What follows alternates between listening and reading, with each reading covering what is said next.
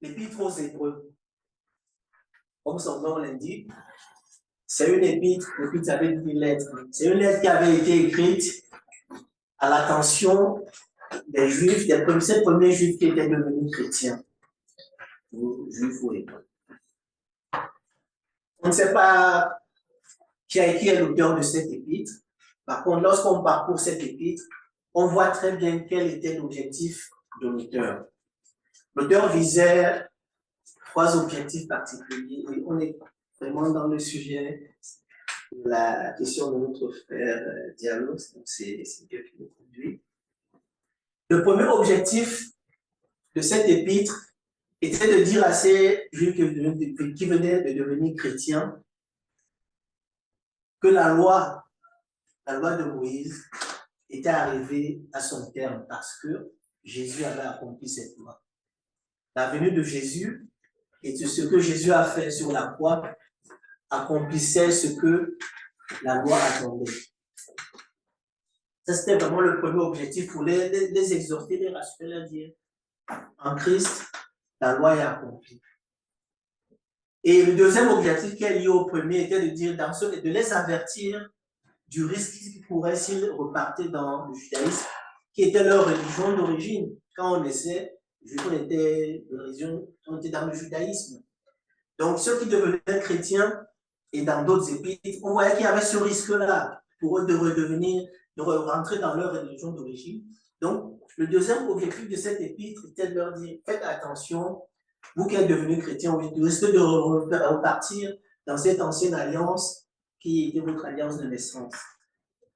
Et le troisième objectif, qui vient couronner un peu les 2 premiers, c'est de leur dire, tout ce que je vous dis là, c'est parce que la nouvelle alliance en Jésus-Christ, elle est plus excellente que celle qu'il y avait avant. Le dernier chant que nous avons chanté vient vraiment couronner cela, c'est-à-dire l'alliance que nous avons avec Dieu au travers de Jésus-Christ est une alliance qui est plus excellente que ce qu'il y avait avant.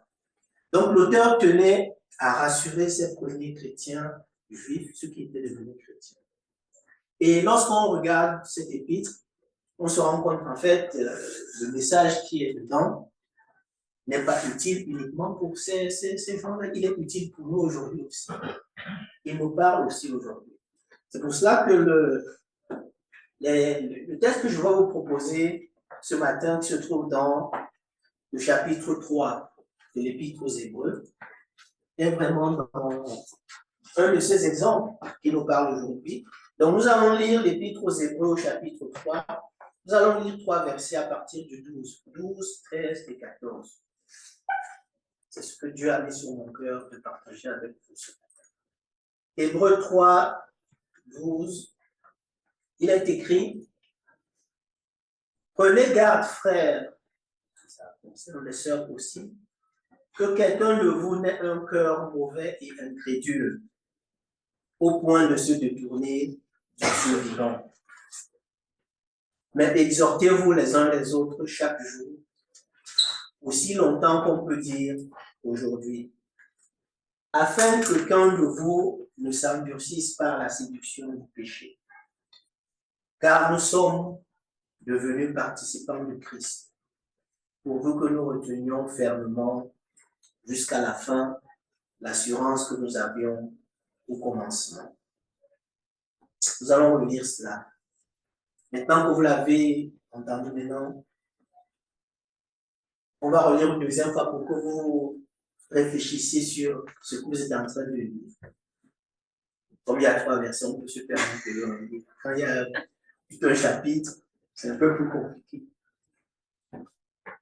Prenez garde, frères et sœurs, que quelqu'un ou quelqu'une de vous n'ait un cœur mauvais et incrédule, au point de se détourner du Dieu vivant.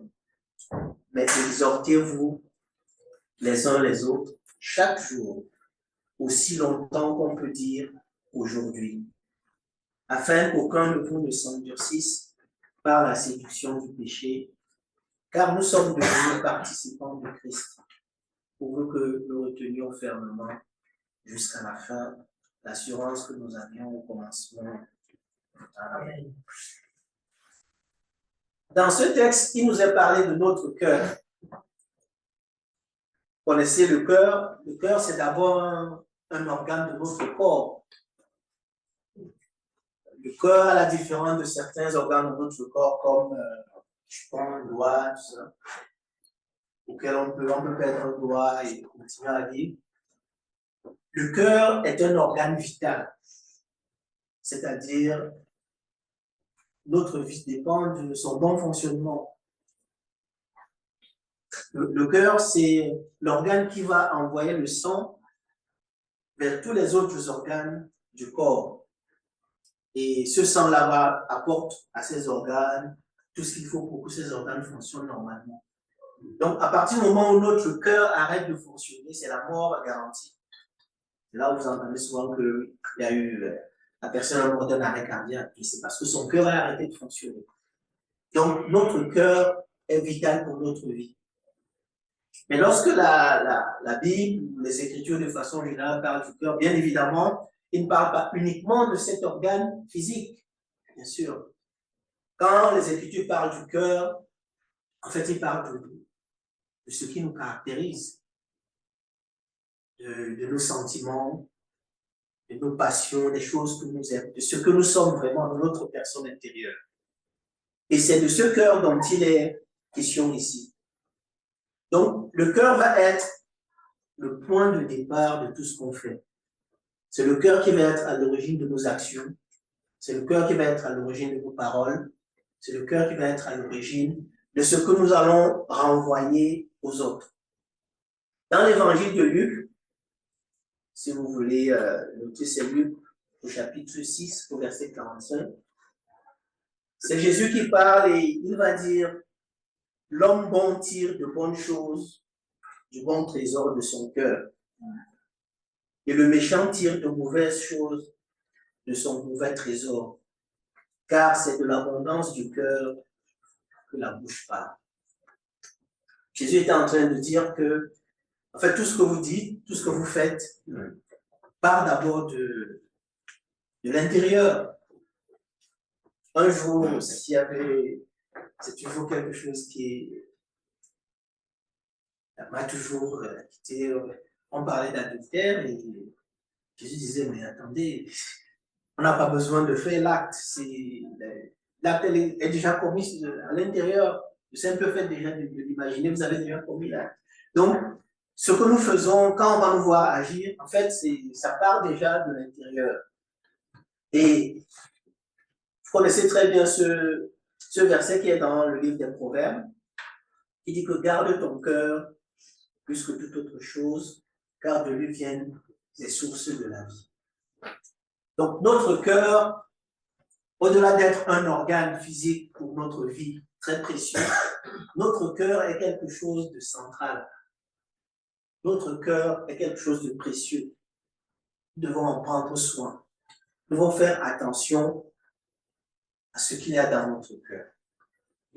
Et dans notre texte, on ne nous a pas simplement parlé de notre cœur, on nous a parlé d'un cœur mauvais et incrédule. On a ajouté quelques caractéristiques au mot cœur. Alors on peut se demander, mais qu'est-ce que ça veut dire un cœur mauvais? Mais nous venons de le voir, un cœur mauvais va produire de mauvaises actions. Un cœur mauvais, comme nous l'avons lu, le méchant va tirer des mauvaises choses de son mauvais cœur, de son mauvais trésor qui est son cœur. Dans l'évangile de Matthieu, j'ai trouvé un autre texte qui est vraiment très important, et c'est toujours Jésus qui parle de ces choses-là. Un jour, il discutait avec les sachants, les savants de son époque. Ils étaient en train de parler d'une voiture et les gens étaient sur notre planète. Et Jésus essayait de faire comprendre qu'en fait, ce qui souille l'homme, ils se disaient, mais qu'est-ce que vous mangez? Ça va? Et Jésus les ramène sur un autre niveau. Vous leur dites que ce qui souille l'homme, ce n'est pas ce que nous mangeons, c'est ce qui sort de notre bouche. Et vous trouvez une partie de ce texte-là dans l'évangile de Matthieu, chapitre 15. Mais ce qui sort de la bouche vient du cœur. et c'est ce qui rend l'homme impur. En effet, c'est du cœur que viennent les mauvaises pensées, les meurtres, les adultères, l'immoralité sexuelle, les vols, les faux témoignages, les calomnies. C'est de notre cœur que toutes ces choses prennent naissance. Donc quand on parle de mauvais cœur, en fait, c'est le cœur qui produit ces choses-là. Et si nous voulons connaître l'état de notre cœur, comme je dis souvent, on se ment pas à soi-même. Il suffit que nous regardions les actes que nous produisons, nous saurons tout de suite quel est l'état de notre cœur. On pourra raconter une histoire à quelqu'un, on pourra donner un visage, faire semblant, mais quand on rentrera à l'intérieur de notre chambre et qu'on se regardera, on en dira vraiment mon cœur, il y a quelque chose qui peut être. Et comme on en verra par la suite, Dieu ne nous laisse pas comme ça sans solution. L'apôtre Paul, en parlant de cela, présente d'une autre façon, mais il dit toujours la même chose. L'apôtre Paul parle des œuvres de la chair. Quand il s'adresse aux Galates, il dit que c'est. Il utilise quasiment à peu près les mêmes mots que Jésus a utilisés. Il dit que c'est les œuvres de la chair, c'est l'adultère, l'immoralité sexuelle, l'impureté, la débauche, l'idolâtrie, la magie. C'est un texte que nous connaissons dans l'Épître aux Galates, les œuvres de la chair. La colère, les rivalités, l'envie, les meurtres, l'ivrognerie, les excès de table, toutes ces choses viennent de l'état de notre cœur. Donc, si vous me demandez c'est quoi un mauvais cœur, mais c'est un cœur qui va produire ce type d'acte. C'est un cœur qui va nous conduire au péché. La deuxième caractéristique qui a été associée au cœur, c'était un cœur incrédule. Que signifie le terme incrédule? Mais l'incrédulité, c'est quelque chose qui va nous pousser à ne pas faire confiance à ce que Dieu dit. L'incrédulité, c'est quelque chose qui va nous pousser à mettre en doute la parole de Dieu, à commencer à douter de ce que Dieu dit. Et cela n'est pas propre à notre génération. Déjà, lorsque le peuple d'Israël sort d'Égypte, déjà dans le désert, cette génération-là va commencer à mettre en doute ce que Dieu a dit. Nous savons ce que Dieu va faire. Dieu va décider que cette génération-là ne verra pas la promesse à cause de leur incrédulité. Dans le prophète Jérémie, à l'époque de Jérémie, Jérémie va rappeler à cette génération qu'ils ont fait encore pire que la génération de leurs ancêtres qui étaient sortis d'Égypte. Dans Jérémie 16, au chapitre 12, le prophète de la part de Dieu va reprendre le culte en disant: et vous, vous avez fait le mal plus encore que vos ancêtres. Chacun de vous suit les penchants de son cœur mauvais au lieu de l'écouter. Quand notre cœur commence à nous pousser à ne plus écouter ce que Dieu dit, à faire comme on le veut, l'incrédulité n'est pas loin. On commence à mettre en doute la parole. Et ces deux choses, le mal et l'incrédulité, sont les deux choses vraiment qui nous éloignent de Dieu. Et c'est ce que notre texte nous a dit tout à l'heure. L'incrédulité, le mal, sont les deux choses qui vont faire en sorte que progressivement, on va commencer à s'éloigner de Dieu. Connaissons ce passage de l'Écriture qui dit que sans la foi, il est impossible d'être agréable à Dieu. Parce que lorsqu'on s'approche de Dieu, il faut qu'on ait confiance d'abord que Dieu existe et qu'il est celui qui va nous faire du bien. Si on commence à mettre ces choses-là en doute, mais ça ne sert à rien de s'approcher de Dieu. C'est comme si vous venez voir quelqu'un, vous disiez, bon, je ne suis vraiment pas sûr que vous pouvez m'aider, mais vous demandez quand même de l'aide. Il faut choisir. Si vous venez auprès de Dieu, il faut que vous soyez conscient que Dieu est, non seulement Dieu vous aime, mais que Dieu est capable de répondre à vos attentes. En fait, c'est ça la foi. Hein, parfois, on utilise des mots très compliqués, mais la foi, c'est ça. Je viens auprès de Dieu parce que je sais que Dieu m'aime Et parce que je sais que Dieu est capable de répondre à mes attentes. Lorsque je viens auprès de Dieu sans ces deux choses, je commence à être dans l'incrédulité. Je commence à mettre en doute la capacité de ce que Dieu fait. Toujours dans cet chapitre 3 de l'Épître aux Hébreux, jusqu'au verset 19, ce que je disais tout à l'heure, on voit que la plupart de ceux qui sont sortis d'Égypte sous la direction de Moïse, toutes ces personnes rentrent dans la terre promise. Et la Bible nous dit que cela s'est fait à cause de leur incrédulité. C'est la raison pour laquelle lorsque nous venons à Christ, lorsque nous venons à Jésus et que nous donnons notre vie, parmi les choses que Dieu fait, que Dieu commence à faire dans notre vie, c'est de changer notre cœur. Le prophète Ézéchiel parle que Dieu va changer notre cœur de pierre en un cœur de chair. Dieu va opérer cette transformation-là. Dieu va commencer à travailler notre cœur pour que les choses changent. Pour que nous puissions passer, ce que j'ai dit tout à l'heure, des œuvres de la chair aux fruits de l'esprit.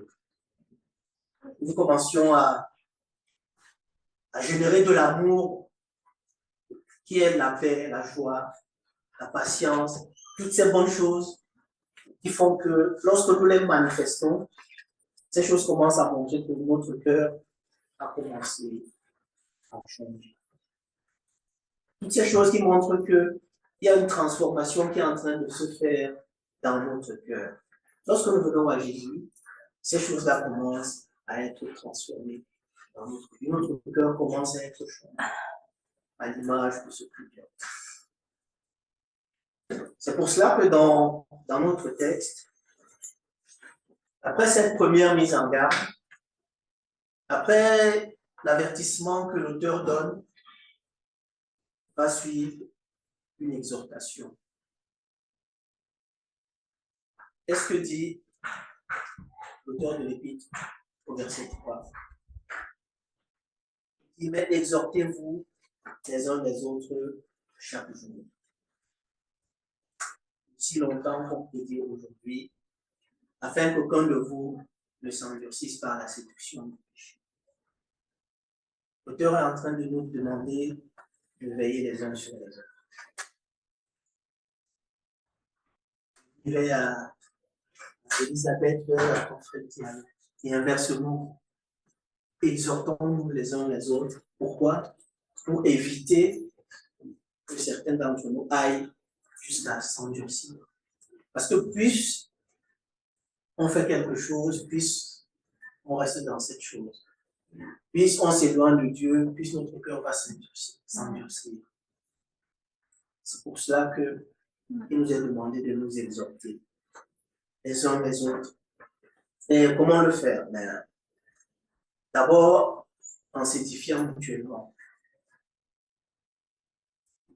Dans l'épître de Paul aux chrétiens de Thessalonique, il va leur dire, exhortez-vous réciproquement et édifiez-vous les uns les autres, comme en réalité vous le faites.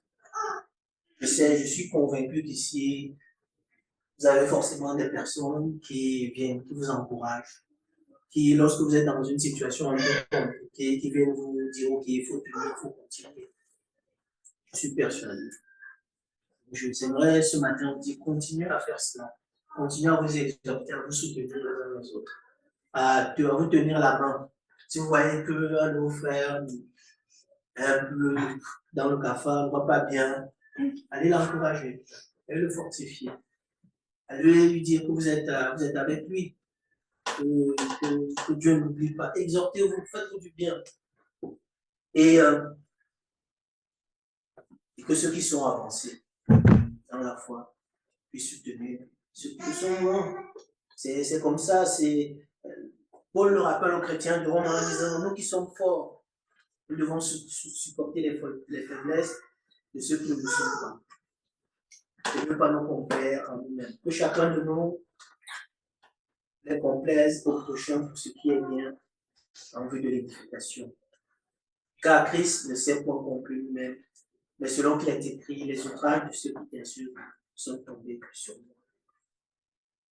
Que vraiment, nous qui sommes un peu plus avancés, qui estimons que nous avons une foi un peu plus forte, que nous puissions soutenir ceux qui le sont moins, que nous ne soyons pas dans le jugement, que nous soyons là pour soutenir, pour accompagner, pour nous dire que demain, peut-être la personne, elle fera des progrès, elle avancera aussi. Que nous soyons vraiment côté les uns pour les autres.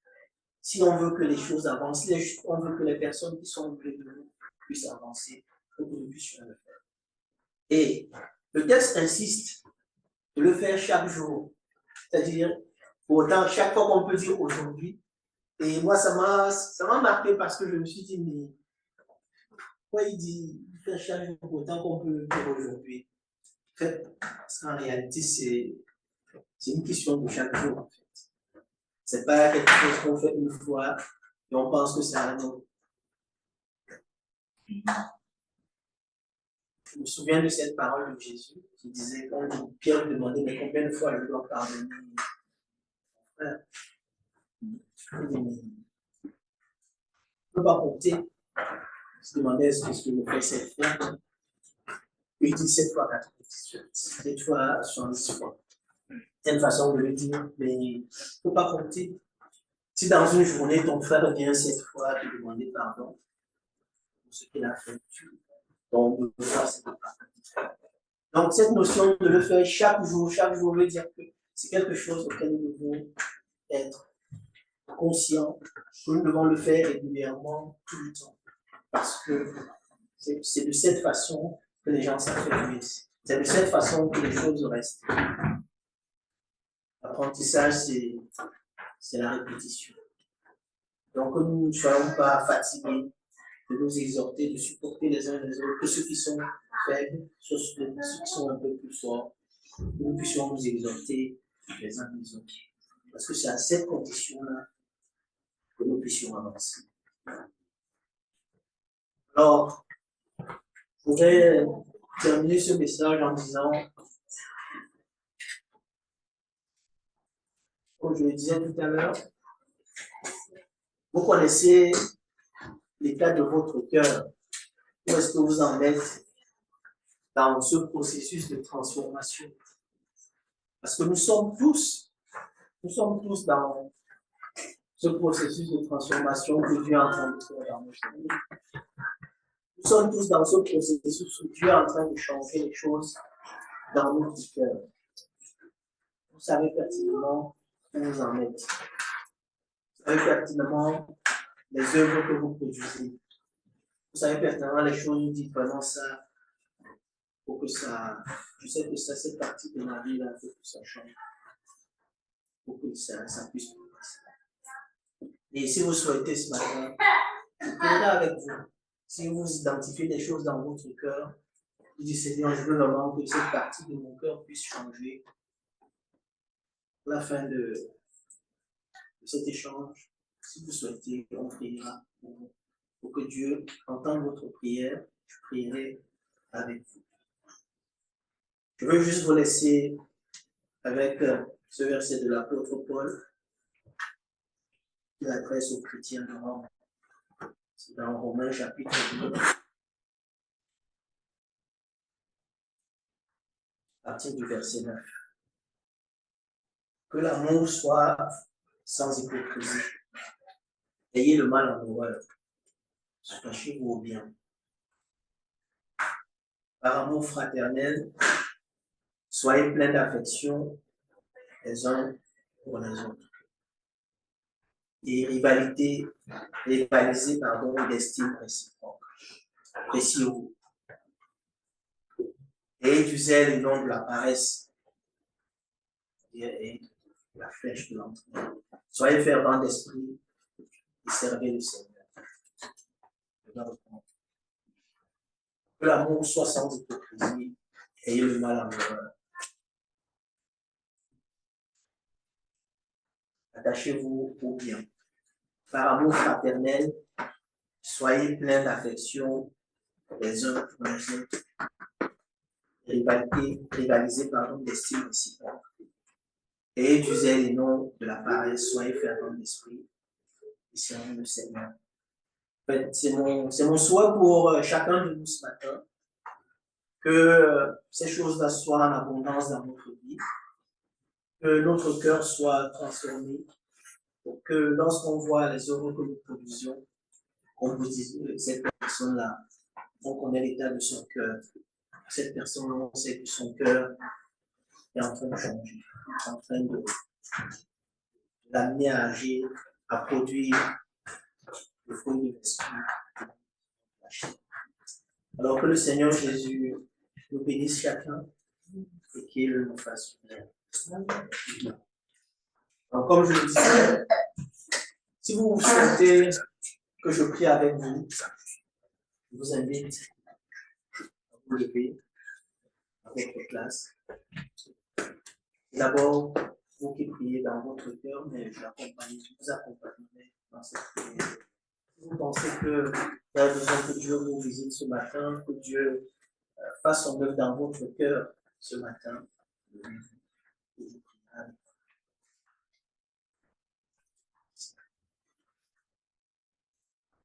Dieu, s'il vous plaît, excusez-moi. Une personne zélée, qu'est-ce qu'elle représente?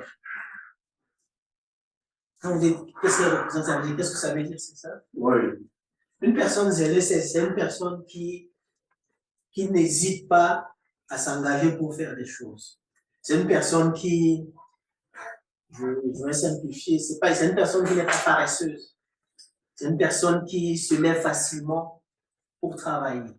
Donc, quand on dit qu'il faut avoir du zèle, ça veut dire qu'il faut être quelqu'un qui se lève pour agir. Il ne faut pas être de ceux qui sont là, qui attendent que ça se passe, qui regardent, qui laissent les autres faire. Il faut être quelqu'un qui participe, qui contribue, qui se lève, qui s'associe aux autres pour que les choses avancent.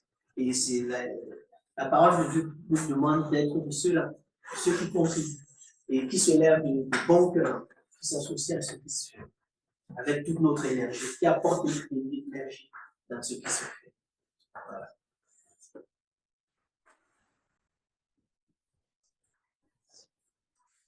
Ok. S'il n'y a pas de personnes, on va prier pour terminer ce temps d'échange. Si vous avez des questions, comme notre frère le fait, n'hésitez pas. Je ne suis pas là comme quelqu'un qui vous donne un cours, je partage avec vous. Donc, si vous avez des questions, n'hésitez pas à les poser. Si je peux répondre, je réponds. Si je ne peux pas répondre, je vous dirai que je ne sais pas répondre. Donc là, sentez-vous vraiment.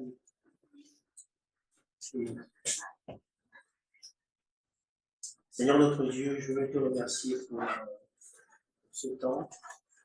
Donc, c'est toi qui connais nos cœurs, c'est toi qui connais nos besoins les plus profonds. Puisque la Bible nous dit que tu sondes les cœurs et tu sais où nous en sommes avec toi. Notre marche, dans cette transformation que tu as engagée dans nos vies depuis le jour où nous t'avons confié au bien Jésus-Christ. Donc, je prie ce matin pour nos frères et sœurs qui sont ici dans le 17e, Seigneur, pour que tu fasses ton œuvre dans ton cœur. Que le travail que tu as commencé, Seigneur, tu l'amènes à son terme. Tu connais le parcours de chacun, Seigneur. Que chacun en est avec toi. Ma prière, Seigneur, c'est qu'il puisse continuer à aller de l'avant. Comme le dit l'apôtre Paul, afin que, Seigneur, leur progrès soit évident pour tous, comme tu le dis. Et que lorsque ceux qui les connaissent de lèveront agir, qu'ils voient qu'il y a eu quelque chose qui a changé. Qu'ils voient que le changement est dans leur vie, afin que ton nom soit glorifié. Comme il dit dans ta parole que lorsque les gens, l'apôtre Pierre dit que lorsqu'on nous voit agir, qu'on glorifie Dieu de ce qu'il a fait par nous. Alors je te remercie, Seigneur, pour ce que tu vas faire dans cette assemblée, pour les membres de cette assemblée, pour le corps de Christ qui constitue ici. Merci de les bénir. Fais-le au nom de Jésus. Amen. Amen.